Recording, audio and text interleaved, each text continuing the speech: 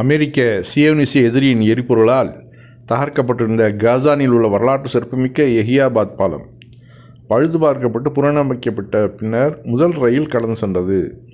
அவனுங்க என்ன பண்ணானுங்க, Israel railway பாலங்களெல்லாம் வெடி வச்சு தகர்த்தாங்க. ஏன்னாக்க அது மூலிமா ஆயுதங்கள் போகுது, ரயில் மூலிமா போகுது. அதனால் ஈரானுக்கு ஒழுங்கான இதில் இது கிடைக்கக்கூடாது அப்படிங்கிறதுக்காக அதை அடித்தானுங்கள்ல. 2 நாளில் அது சரி பண்ணிட்டாங்க. அதான் ஒரு ஆள் அங்கேருந்து எழுதுகிறாப்புல, நைஜீரியா ஆதாம் மற்றும் ஏவாள் காலத்திலிருந்தே லாகோஸ் இபாடான் விரைவுச்சாலை கட்டி வருகிறது. இறுதி தீர்ப்பு நாள் வரை அது நிறைவடையாது என்றாலும் உலகில் அதிக தடைகளுக்குள்ளான அந்த நாடு குறிப்பிடத்தக்க உள்கட்டமைப்புகளை தொடர்ந்து கட்டி நிறைவு செய்து புனரமைத்து வருகிறது அப்படிங்கிறாப்புல. அதாவது அதில் கமெண்ட்ஸு, நைஜீரியாவில் ஒரு பாலம் இன்னும் கட்டிக்கிட்டு இருக்கிறாங்களாம், முடிஞ்ச பாடு இல்லை, அது இறுதி நாளில் தான் முடியும்ல இருக்குது அப்படின்னு ஒருத்தர் போடுறாப்புல. ஆனால் இங்கே பாருங்கள், அந்த சியோனிச கும்பல் அடித்து நொறுக்குன அடுத்த ஒரு 2 நாள் தான், 2-3 நாள் தான் டக்குன்னு அந்த பாலங்கள் எல்லாம் சரி பண்ணப்பட்டு ரயிலும் ஓட ஆரம்பிச்சிருச்சு. உண்மையிலேயே ஈரானுடைய மக்களுடைய அந்த நாட்டை காப்பாற்றணும், நாட்டை சிறந்து கொண்டு வரணும் அப்படிங்கிறது அவர்களுக்குள்ள ஆர்வம் இருக்குது. உண்மையிலேயே பாராட்ட வேண்டியது. அதான் அதில் இன்னொருத்தர் சொல்கிறாப்புல, send the repair bill to America. அந்த எல்லாத்தையும் அமெரிக்கா தலையில் கட்டுங்க, அதுக்கு எவ்வளோ செலவாச்சோ அத்தனையும் அப்படின்னு சொல்லிட்டு. அதான் பாருங்கள், அந்த ரயில் கிளம்பி வருது. பாலங்கள்லாம் ரெடி பண்ணப்பட்டு அவனு இஸ்ரேல் குரூப்பு அடைச்சி ஒடிச்சானுங்கள்ல, அந்த பாலம் தான் இது. அதில் மிக சிறப்பாக அந்த ரயில் வரதை பார்க்குறோம். உண்மையிலே சந்தோஷம், வாழ்த்துக்கள். ஈரான் இப்போ பாகிஸ்தானில் உட்காந்து பேசிகிட்டு இருக்கிறாங்க. பேசிகிட்டு இருக்கிறப்ப இடையிலே ஹர்முஸ் நீர்நிலையில் அவனுடைய கப்பல்களை கொண்டு வரானுங்க. அங்கே ஏற்கனவே கன்னி வெடிகள் வச்சது இன்னும் எடுக்காமல் இருக்குது. திடீர்னு இவனை போய் ஏதாவது உயிர் பலி ஆகிடுச்சுன்னா என்ன பண்ணுறது, கப்பல் வெடிச்சிச்சுன்னா என்ன பண்ணுறது, நாங்கள் இங்கே பேசிகிட்டு உட்காந்துருக்குறோம், நீங்கள் பாட்டுக்கு எங்கள்கிட்ட சொல்லாமல் நீங்கள் பாட்டுக்கு உள்ளே நுழையிறீங்களே அப்படின்னு சொல்லிட்டு அப்பாஸ் கேட்குறாப்புல. இது பொதுவாகவே அமெரிக்கா அதே அந்த நாட்டாமை தான், பெரிய பாணியில் தான் நடந்துக்கிறாப்புல. குப்புற இருந்தாலும் மீசையில் மண் விட்டுலங்கிற கதை தான். மண்டிடணும், இப்போ ஈரான்ட்டு தான் மண்டிகிட்டே ஆகணும், வேறு வழியே இல்லை. ஆனாலும் நான் இப்போ ஒரு பெரிய ஆள் அப்படிங்க அந்த கெத்தை காமிச்சிக்கிறதுக்காக ஒரு சில விஷயங்களை செய்கிறானுங்க. இப்போ அதாவது ஈரானும் போயிட்டு போகிறான் அப்படின்னு சொல்லிட்டு விட்டுடுறாங்க. அதெல்லாம் பிரபல நடிகை தீபிகா காகர், இவர் ஆரம்பத்தில் நாஸ்திகத்தில் இருந்தாப்புல, கடவுள் மறுப்பு கொள்கையில் இருந்தாப்புல. அதன் பிறகு ஒரு இஸ்லாமியரை காதலித்து கல்யாணம் பண்ணிக்கிறாங்க. அதன் பிறகு இந்த பெண்ணிட்ட, இந்த நடிகைகிட்ட மிகப்பெரிய மாற்றங்கள் ஏற்பட்டிருக்கு. அதாவது இஸ்லாத்தை மிக அருமையாக ஃபாலோ பண்ணக்கூடியவர்களில் ஒருவராக மாறிட்டாங்க. அவருடைய பையனை எப்படி தொழுகணும் அப்படின்னு டீச் பண்ணுறத வீடியோவாக எடுத்து சோசியல் மீடியாவில் போடுறாங்க. இப்போ சங்கிகளுடைய பிரச்சனைகள் இத்தனை இருக்கிறப்போ தைரியமாக இதை செய்கிறதுங்கிறது சாதாரண காரியம் கிடையாது. அது வடநாட்டில் இது மாதிரி செய்கிறது மிகப்பெரிய தைரியம் வேணும். அது இந்த பெண்ணுக்கு இருக்குது, இந்த நடிகை தீபிகா காகருக்கு இருக்குது.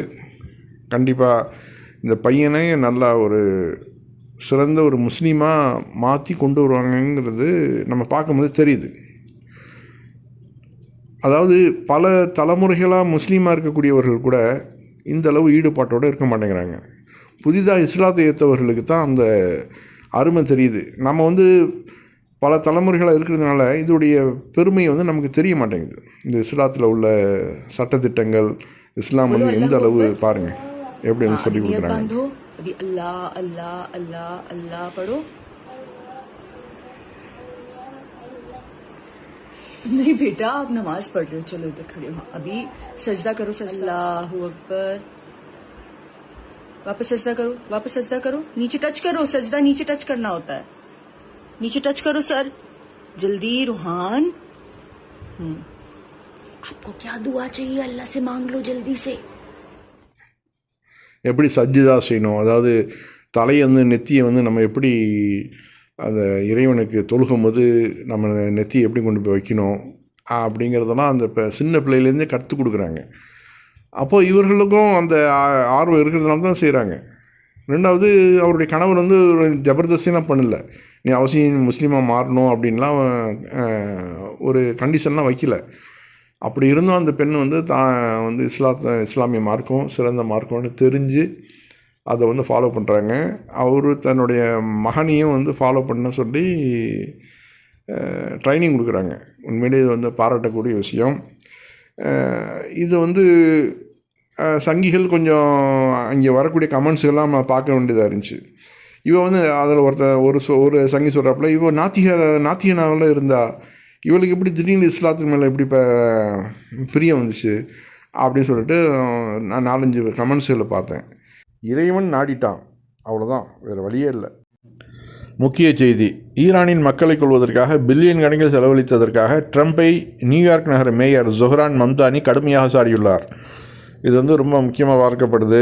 அமெரிக்காவுடைய ஒரு மேயர் வந்து அதிபரை வந்து இந்த அளவு விமர்சிக்கிறது உண்மையிலேயே இவர் பக்கம் நியாயம் இருக்கிறதுனால எல்லாருமே வரவேற்கிறாங்க. பத்திரிகையாளர் கேட்குறாரு, நீங்கள் ஈரான் போருக்கு எதிரானவரா? மம்தானி: ஆயிரக்கணக்கான பொதுமக்களை கொண்ட ஒரு போரை பற்றி நாம் பேசுகிறோம், எனவே ஆம், நான் அதற்கு முற்றிலும் எதிரானவன். பத்திரிகையாளர் இருக்கிறார், இது போன்ற போர்களில் ஒரு நாளைக்கு $900 மில்லியன் வீணடிக்கப்படுவதை பார்ப்பது உங்களுக்கு விரக்தி அளிக்கிறதா அப்படின்னு கேட்குறாப்புல. அதுக்கு மம்தானி சொல்கிறாரு, மக்களை கொள்வதற்காக நாம் $10,000 பில்லியன் செலவிடுகிறோம். அந்த பணத்தை நமது மக்களின் வாழ்க்கையை எளிதாக்க பயன்படுத்தி இருக்கலாம். சூப்பரான வேர்டு. இந்த காசை வந்து அந்த ஏழை மக்கள்கிட்ட கொடுக்கலாமே. போருக்கு நம்மிடம் எப்போதும் பணம் இருப்பது போல் தெரிகிறது, ஆனால் ஏழைகளுக்கு உணவளிக்க பணம் இல்லை. இறுதியாக அமெரிக்காவிலிருந்து ஒரு அறிவுபூர்வமான குரல் எழுந்துள்ளது. உலக அமைதியை நோக்கி வழிநடத்தக்கூடிய இது போன்றவர்கள் உயர்மட்டங்கள் நமக்கு இன்னும் தேவை அப்படிங்கிறாங்க அந்த செய்தியில். உண்மையிலே அந்த ட்ரம்புக்கு எதிராக ஒரு பேசுகிறது உண்மையிலே ஆச்சரியமாக இருக்குது. இது வந்து வரவேற்கத்தக்கது. உலகமே இப்போ வந்து ஐரோப்பிய நாடுகளே வந்து இப்போ அமெரிக்காவுக்கு எதிராக வந்தாச்சு. ஸ்பெயின்லாம் எந்த அளவு பேசுகிறாங்கன்னு பார்க்குறோம். உண்மையிலே சந்தோஷமாக இருக்குது. அந்த ஒரு உணர்வு வந்து நம்ம இஸ்லாமிய நாடுகள்கிட்ட இல்லைங்கிறது தான் நமக்கு வருத்தமாக இருக்குது. அந்த பேட்டியை பாருங்கள். My very deep opposition to this war in Iran. It is an opposition not just of a procedural nature or a political nature, but frankly of a moral nature.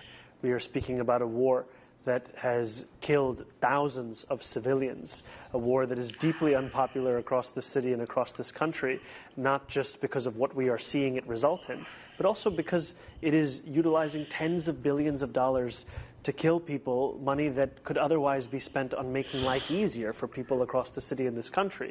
And the very things that I often speak about that are necessary for working class New Yorkers that we are told are impossible or unrealistic, they would cost a fraction of this tens of billions that we're seeing.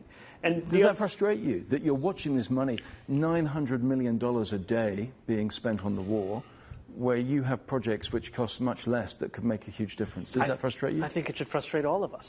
You know, I mean, Tupac said it decades ago. It continues to be true about the fact that we always seem to have money for war but not to feed the poor. And that is not the way that politics should be. That is not what Americans want politics to be. அருமையான தைரியமான பேட்டி. இப்போ பாகிஸ்தானுக்கு வந்த Abbas அராக்கியோட ஃப்ளைட்டில் கூட அந்த இறந்து போன அந்த பிள்ளைகளுடைய ஃபோட்டோவெல்லாம் வரிசையாக சீட்டுகளில் வச்சுருந்தாங்க. இதெல்லாம் வந்து ட்ரம்ப்புக்கு ஒரு சம்மட்டி அடி.